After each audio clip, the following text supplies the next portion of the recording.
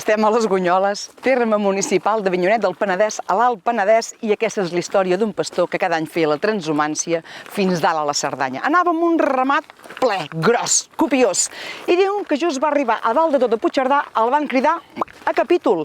El jutge de pau havia rebut una denúncia de que aquell pastor i els seus ramats s'havien posat per finques privades, que tot ho malmetien, tot ho trencaven.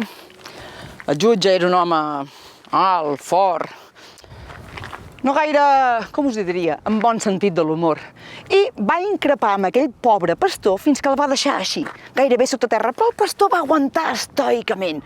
I quan va haver acabat aquell home de la toga, li va dir: d'acord, vos direu el que voldreu, però mireu que us digui només una petita cosa. Nosaltres, els pastors, vam ser cridats al costat de Jesús des del primer dia. Imagini's el pessebre, oi? Vostè s'imagina totes les figures que hi ha. Primer, els nostres animals. Després, òbviament, hi ha el caganer, hi ha l'àngel, la Verge Maria, hi ha el Sant Josep, i els pastors, com si fóssim els mateixos reis. I vostè ha vist mai cap jutge de pau allà al pessebre que tingui cabuda? Oi que no? Doncs miri, que sàpiga que per mi vostè no té cap autoritat. I diuen que se'n va anar tan tranquil. En fi, que sapigueu que això també és el Penedès.